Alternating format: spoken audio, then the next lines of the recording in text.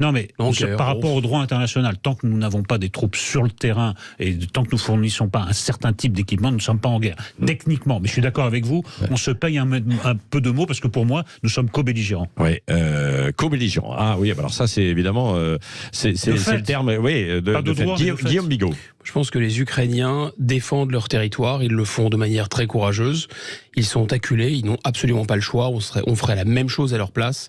Quant à l'idée qu'on défend des valeurs, le coup des valeurs, on nous l'a déjà fait en Irak, le coup des valeurs, on nous l'a déjà fait en Afghanistan, les valeurs en Arménie, je pense que les Arméniens, ils attendent toujours que l'Europe défende ses valeurs en Arménie.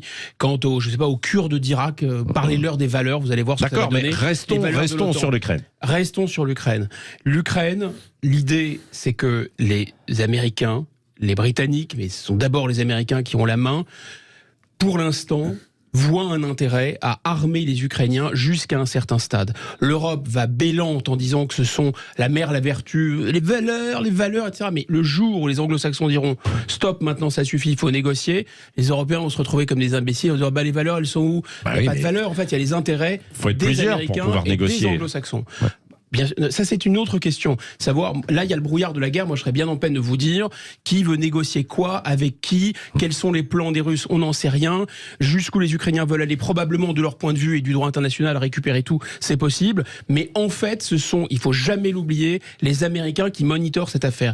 Là, il y a un silence assourdissant, je serais très curieux de savoir ce que mon camarade Nolo en pense, mais il y a quand même eu cette révélation stupéfiante de Madame Merkel qui a dit, oh vous savez, les accords de Minsk II, ça n'a jamais été fait pour être appliqué. Alors je rappelle à nos auditeurs que les accords de Minsk II, c'était l'échange d'un cessez-le-feu au Donbass, après 2014-2015, il y a eu Minsk I 2014, Minsk II 2015, échange d'un cessez-le-feu contre l'octroi d'un certain nombre de droits aux russophones et l'organisation d'élections.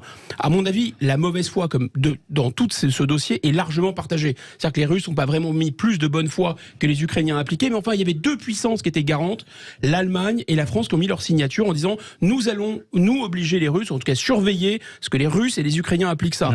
Normalement ça aurait pu prévenir le conflit, et là l'un des signataires dit oh vous savez cet accord c'était bidon, c'était uniquement destiné à permettre aux Ukrainiens de s'armer. C'est pas sur ça que j'ai envie de réagir, j'ai envie de revenir sur votre expression l'Europe va bêlant. Monsieur Poutine avait fait deux paris. Le premier pari, c'est l'Ukraine n'existe pas.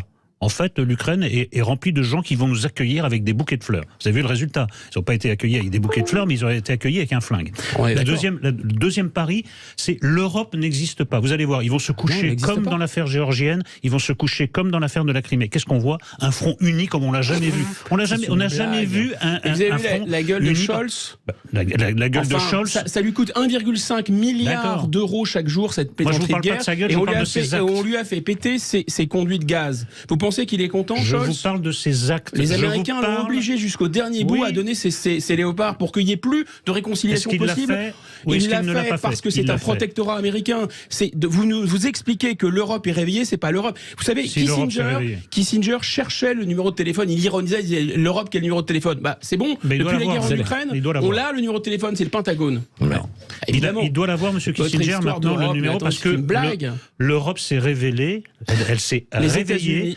Auparavant, Monsieur Bigot, vous et vos frères de pensée, vous disiez « Ah, l'Europe, c'est bon qu'à décider du calibre des petits pois ». Ben non, vous voyez, l'Europe maintenant s'occupe de choses beaucoup plus graves. C'est-à-dire d'obéir à l'OTAN. À mon avis, crucial et essentiel. Oui, ben sans l'OTAN, c'est vrai. Moi, je suis pour la défense européenne. Bon. Enfin, au moins, il y ait cette bonne foi de dire que l'Europe, c'est le Pentagone. Il s'occupe de l'essentiel, du crucial, c'est-à-dire d'obéir aux États-Unis. Voilà. La violation d'un pays souverain n'est pas admissible. Ce que vous appelez les valeurs dans cette crise, malheureusement, ce sont les intérêts des États-Unis d'Amérique. C'est ça le problème. Ça peut coïncider, mais je vous dis que sur le continent qui va faire la loi, et c'est ça qui fait la loi, et c'est ça qui fait la guerre, parce que cette guerre, elle est monitorée par les États-Unis. Malheureusement, les Ukrainiens, c'est un peuple martyr qui est déchiré, écartelé, entre d'un côté une puissance russe et une puissance américaine. Qu'est-ce que vous faites, Guillaume Je pense que la France doit, comme la Turquie, comme l'Inde, avoir une position médiane dans cette affaire, c'est-à-dire...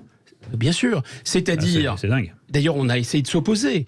À Bucarest, notamment, on a essayé de dire non, l'Ukraine ne doit pas rentrer dans l'OTAN. On sait que c'est un casus belli, c'est extrêmement dangereux. La Crimée, bon, il y a un attachement des Russes symbolique, mais en réalité, c'est surtout la base de Sébastopol qui pose problème pour les Russes dans cette histoire. C'est comme si, il y a quelques années, vous avez dit, non, écoutez, je pense que la France doit prendre une position médiane entre l'Allemagne hitlérienne et la Pologne. Oui, non, mais c'est exactement ce qui se passe. À chaque fois, on dit... Saddam Hussein aussi, c'était Hitler. Non, mais Saddam Hussein, c'était des armes de destruction massive qui n'existaient pas. Là, l'invasion russe, elle existe ou elle n'existe pas?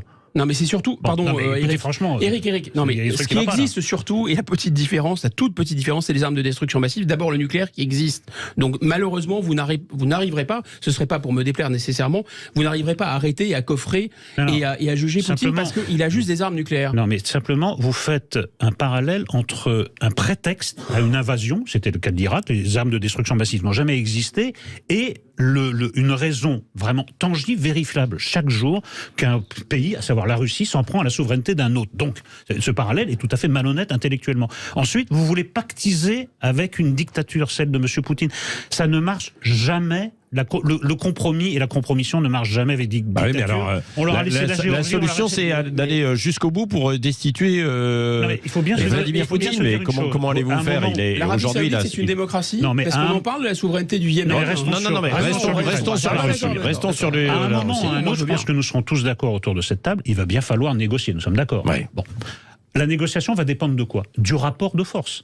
Si vous n'aidez pas les Ukrainiens aujourd'hui, au moment des négociations, ils arriveront, et nous arriverons, puisque notre sort est lié à celui des Ukrainiens, en position de faiblesse. Donc autant armer les Ukrainiens, leur donner les moyens de se défendre, de manière à ce que, quand on verra qu'il n'y a pas de solution militaire, la solution négociée soit la plus favorable aux Ukrainiens et aussi favorable pour nous, puisque je le répète, c'est la même chose. Bon, difficile évidemment. Pour le coup, je suis assez d'accord avec ça. Je suis assez d'accord avec ça. Pour une fois, vous êtes d'accord.